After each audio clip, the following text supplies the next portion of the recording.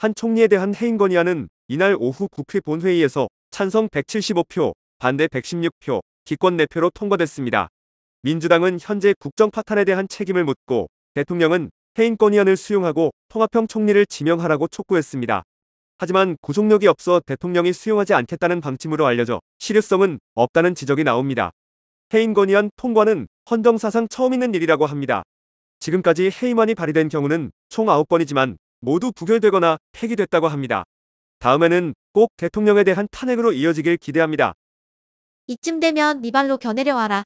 어차피 사기꾼 처장보나 모시는 모질이 성렬이가 거부할 건 당연지사. 나이 먹고 개노릇 이제 끝냅시다.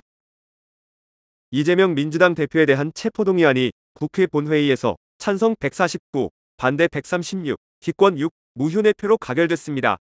본회의에는 295명 의원들이 표결에 참여했습니다.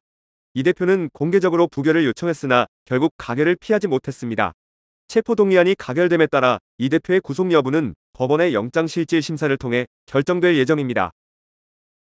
상습 마약 투약 혐의를 받는 배우 유아인 씨가 영장실질심사를 마치고 나오면서 한 시민이 뿌린 돈다발에 맞는 일이 발생했다고 합니다.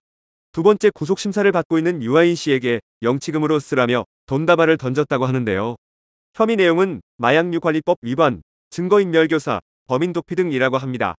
돈다발 뿌리고 싶으시면 쓰레기에 뿌리지 말고 우리 집 꽃밭에 뿌려주세요.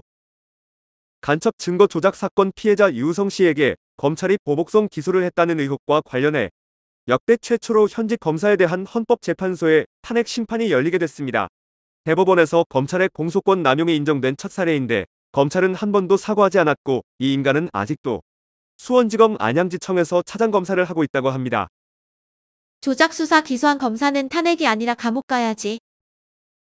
부모님 한 명에게 드릴 용돈 금액으로는 10만원에서 30만원을 준비하겠다고 응답한 비율이 74%로 가장 많았고 10만원 미만을 드린다고 응답한 이는 7%, 30만원에서 50만원 미만이 15%, 50만원 이상이 4%로 조사됐다고 합니다.